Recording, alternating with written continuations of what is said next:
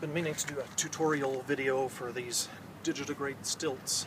Wookie Gunner reminded me I hadn't put a video online with them.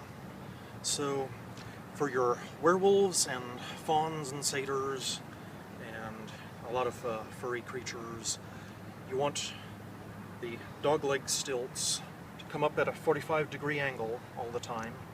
So I've got two structural angles from the hardware store. I've got bolts at my hinges. I've got a few extra steel, or actually, yeah, look, aluminum tubing from the hardware store, all bolted together to give me my 45-degree foot. So that's a 4-inch by 3-inch flat footing there. So you'll find that with this mechanism, if you're going up a ramp, stairs are better because stairs are always flat, but if you're going off a ramp you might find yourself having to walk on your heels or your toes and be off balance until you get back on a flat flooring again. So, but if you can learn to balance on them in the first place, that's much tougher. So for any kind of stilts.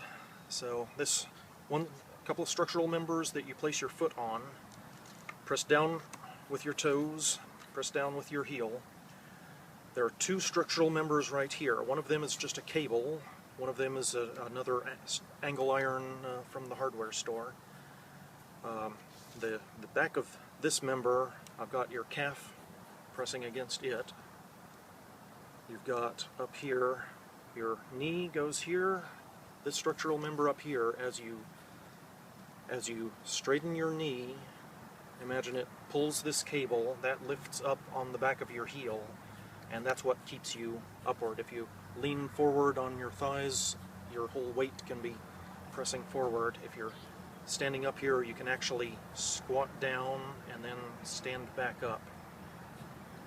So I've got, like I say, I've just drilled holes for the cable over here. This is a 750-pound proof test cable line over here. You can measure, take your own body weight and then multiply it as necessary.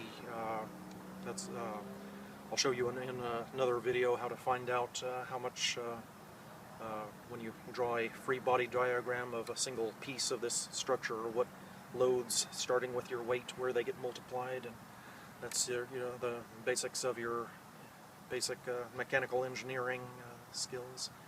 So with the strength of your weight and your knee muscles over here, you can be applying a lot of lifting force onto your heel, and that'll keep you balanced. So then when you lift up on your toes over here, if you bend your knee, you should be able to move your ankle freely. That's why these are cables and not just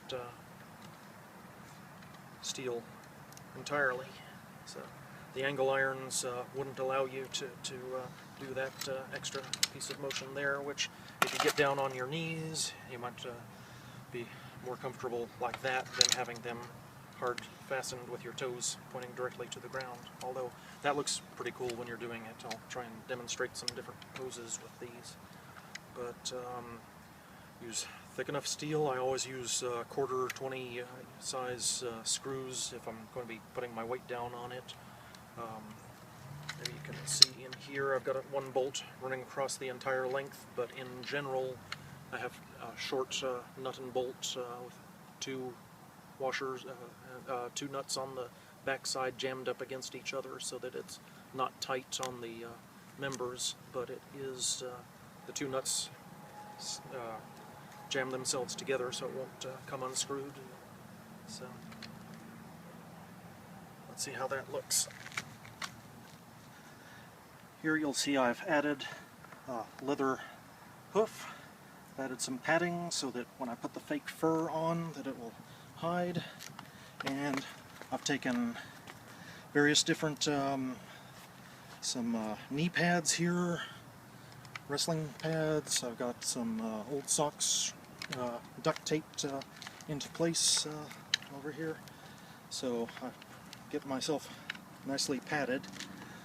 Your performer will always appreciate that.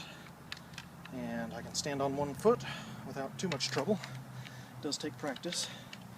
And let's see, I can move and do all of this.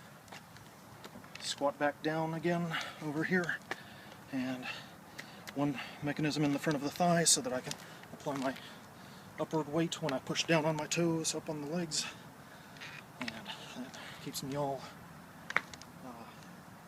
well, I won't say comfortable and easy, but I'm using my strongest muscles to keep myself upright instead of, well, I'm producing the illusion that it's just my ankle muscles that are providing enough strength to keep me upright here.